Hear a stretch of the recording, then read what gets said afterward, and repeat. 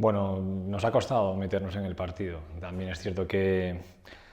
en su primera o segunda acción, no sé si minuto 4 o 5, un balón a las manos, el penalti también te condiciona, porque les favorece a ellos, sobre todo en el tema de creérselo, de su fase defensiva con presión, que es cierto que nos costó muchísimo durante los primeros 20-25 minutos superarlos, leerlo bien, intentar saber cuándo teníamos que ir al espacio, intentar jugar a veces también a partir más de segunda jugada, esas situaciones del juego, sobre todo por dentro, no encontrábamos los espacios, los carriles tampoco en muchas situaciones estaban en la altura correcta y bueno, cuando no estás bien, pues es lógico que el resultado pues sea adversa. Sí es cierto que a partir del minuto 25-30 mejoramos muchísimo, en el inicio de la segunda parte también es muy bueno, con muchísimas llegadas. La lástima es la acción del segundo gol, que bueno, es una acción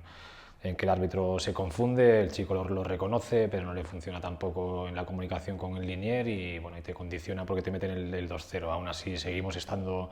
metidos en el partido. Creo que la segunda parte, a nivel sobre todo de juego, lo interpretamos muchísimo mejor. También ellos estaban mucho más cansados por el esfuerzo de presión que habían realizado en la primera parte. Nos hemos enfrentado a un equipo de nuestra liga, un equipo muy dinámico, con buenos futbolistas y bueno, sobre todo también para ver diferentes jugadores en distintas posiciones. Está siendo también una semana atípica en comparación con el resto, bueno, por el descanso que hemos pretendido dar a jugadores que están también con bastante carga de minutos y con contracturas y que bueno, que esperemos que una vez que los vea el médico pues sea lo menos posible o no tengan nada y puedan estar otra vez en dinámica de grupo lo antes posible.